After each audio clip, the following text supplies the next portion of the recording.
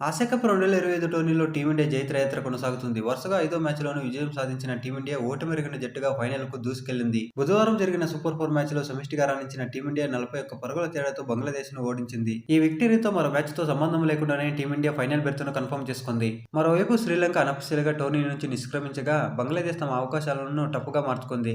ఇక గురువారం జరిగే పాకిస్తాన్ బంగ్లాదేశ్ మ్యాచ్ సెమీఫైనల్ లాంటిది. ఇందులో ఏ టీం గెలిస్తే ఆ టీం ఫైనల్‌లో భారత్‌తో తలపడనుంది. ఇక ఈ మ్యాచ్‌లో మొదట బ్యాటింగ్‌లో అభిషేక్ శర్మ విధ్వంసానికి తోడు బౌలర్లందరూ సమిష్టిగా రాణించి టీమిండియా గెలుపులో కీలక పాత్ర పోషించారు. విధ్వంసకర బ్యాటింగ్‌తో అదిరిపోయే స్టార్ట్‌ని అందించిన శుభ్మాన్ గిల్ అండ్ అభిషేక్ శర్మ టీమిండియా ఈజీగా 200 పరుగులు చేస్తుందని అంతా అనుకున్నారు. కానీ టీమిండియా బ్యాటింగ్ ఆర్డర్‌లో మార్పులు చేయడంతో సాధారణ స్కోర్‌కే పరిమితమైంది. సూర్యకుమార్ యాదవ్ బదులుగా శివం దుబే ఫస్ట్ డౌన్‌లో బ్యాటింగ్ చేయగా సంజు శాంసన్‌ను బ్యాటింగ్‌కే పంపించలేదు. ఇక ఈ మ్యాచ్‌లో కూడా టీమిండియా ఫీల్డర్లు 5 క్యాచ్‌లను నేలపాలు చేశారు. ఇందులో 4 క్యాచ్‌లు సై పైసన్వి ఉండడం విశేషం. విధ్వంసకర బ్యాటింగ్‌తో చెలరేగుతున్న అభిషేక్ శర్మ అత్యంత నిలకడగా ఆడుతున్నాడు. ఆసియా కప్‌లో అతను ప్రతి మ్యాచ్‌లోనూ 30+ రన్ చేయడం విశేషం. అభిషేక్ శర్మ ఈ మ్యాచ్‌లో 37 బంతుల్లో 6 ఫోర్లు, 5 సిక్సర్ల సాయంతో 75 పరుగులు చేశాడు. అంతకుముందు పాకిస్తాన్‌తో జరిగిన మ్యాచ్‌లోనూ 74 పరుగులు చేసి జట్టు విజయంలో కీలక పాత్ర పోషించాడు. ఈ టోర్నీలో విధ్వంసకర బ్యాటింగ్‌తో అభిషేక్ శర్మ చరిత్ర సృష్టించాడు. సింగిల్ ఎడిషన్‌లో అత్యధిక సిక్స్‌లు కొట్టిన ఆటగాడిగా రికార్డులోకెక్కాడు. ఈ క్రమంలో శ్రీలంక దిగ్గజం సనత్ జయసూర్య పేరిట ఉన్న రికార్డును అభిషేక్ శర్మ అధిగమించాడు. ఇప్పటి వరకు ఈ టోర్నీలో అభిషేక్ శర్మ 16 సిక్స్‌లు కొట్టాడు. దాంతో జయసూర్య 14 సిక్స్‌ల రికార్డును అభిషేక్ శర్మ అధిగమించాడు. 2008 ఆసియా కప్‌లో సనత్ జయసూర్య ఈ ఫీట్‌ను సాధించాడు. గత 17 ఏళ్లుగా ఈ రికార్డు చెక్కుచెదరకుండా ఉండగా తాజాగా అభిషేక్ శర్మ ఈ రికార్డును బ్రేక్ చేశాడు. అంతేకాకుండా ఈ మ్యాచ్‌లో 25 బంతుల్లోనే హాఫ్ సెంచరీ చేసిన అభిషేక్ శర్మ అరుదైన ఘనతను అందుకున్నాడు. ఈ విధంగా 25 బంతుల్లోనే అతను హాఫ్ సెంచరీ సాధించడం ఇది 5వ సారి. సూర్యకుమార్ యాదవ్ 7 సార్లు, రోహిత్ శర్మ 6 సార్లు తర్వాత ఈ ఫీట్‌ను సాధించిన 3వ బ్యాటర్‌గా నిలిచాడు. అంతేకాకుండా విరాట్ కోహ్లీ తర్వాత ఆసియా కప్‌లో వరుసగా 2 హాఫ్ సెంచరీలు చేసిన బ్యాటర్‌గా కూడా అభిషేక్ శర్మ నిలిచాడు. దీంతో పాటు తాజాగా విడుదల చేసిన ఐసీసీ టీ20 ర్యాంకింగ్స్‌లోనూ అభిషేక్ శర్మ 907 రేటింగ్ పాయింట్స్ సొంతం చేసుకున్నాడు. తద్వారా టీ20 ర్యాంకింగ్స్‌లో సూర్యకుమార్ యాదవ్ 912, విరాట్ కోహ్లీ 909 తర్వాత అత్యధిక రేటింగ్ పాయింట్స్ అందుకున్న భారత ఆటగాడిగా నిలిచాడు.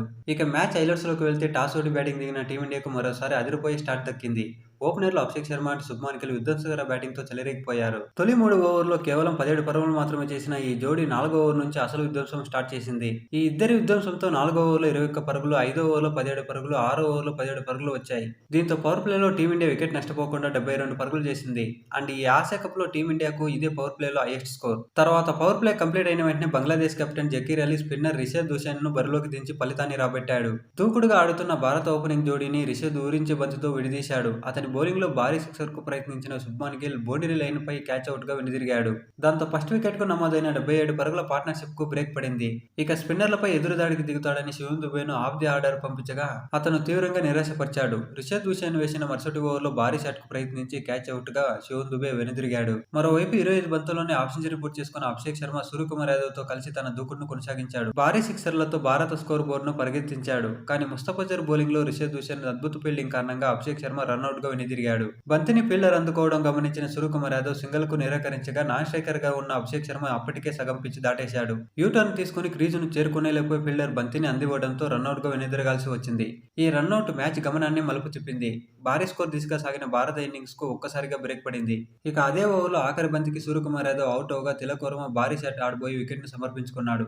దాంతో భారత పరుగుల వేగం తగ్గింది. ఈ పరిస్థితుల్లో హార్దిక్ పాండ్యా, అక్షర్ పటేల్ ఆచితూచి ఆడారు. తంజీమ్ హాసన్, షకీబ్ బౌలింగ్‌లో హార్దిక్ పాండ్యా 2 బౌండరీలు బాది 16 పరుగులు కొట్టాడు. కానీ 19వ ఓవర్లో ముస్తఫిజర్ 9 పరుగులు మాత్రమే ఇచ్చాడు. 15 బంతులు ఆడిన అక్షర్ పటేల్ ఒక్క బౌండరీ కొట్టకుండా 10 పరుగులు మాత్రమే చేశాడు. ఇక సైఫుద్దీన్ వేసిన ఆఖరి ఓవర్లో 4 పరుగులు మాత్రమే రావడంతో టీమిండియా 168 పరుగులకే పరిమితమైంది. అనంతరం 169 పరుగుల లక్ష్యంతో బరిలోకి దిగిన బంగ్లాదేశ్‌కు ఆరంభంలోనే షాక్ తగిలింది. ఓపెనర్ తంజీద్ హాసన్ తమీమ్‌ను ఒక పరుగుకే అవుట్ చేసి బుమ్రా టీమిండియాకు తొలి వికెట్‌ను అందించాడు. ఆ తర్వాత పర్వేజ్ హుసేన్‌తో కలిసి సైఫ్ హసన్ ఇన్నింగ్స్‌ను ముందుకు తీసుకెళ్లారు. పవర్ ప్లేలో భారత బౌలర్లను సమర్థవంతంగా ఆడుతూ రెండో వికెట్‌కు 42 పరుగులు జోడించారు. ఈ జోడీని కుల్దీప్ యాదవ్ విడదీశాడు. పవర్ ప్లే తర్వాత బంగ్లాదేశ్ ఇన్నింగ్స్ నిదానంగా సాగుతూ వచ్చింది.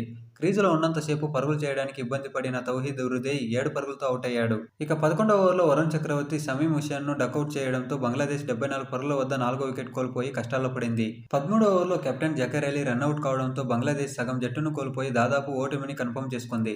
అయితే ఒక ఎండ్‌లో వికెట్లు పడుతున్న మరో ఎండ్‌లో సైఫ్ హసన్ అసాధారణంగా పోరాడుతూ వచ్చాడు. అక్షర్ పటేల్ బౌలింగ్‌లో సిక్సర్ కొట్టి 36 బంతుల్లోనే హాఫ్ సెంచరీ పూర్తి చేసుకున్నాడు.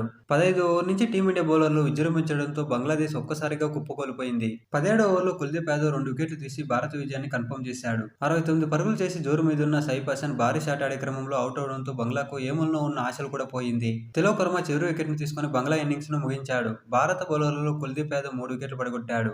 బుమ్రా, వరుణ్ చక్రవర్తి తలో 2 వికెట్లు తీసుకున్నారు. అండ్ అక్షర్ పటేల్, తిలక్ వర్మకు చెరో వికెట్ దక్కింది.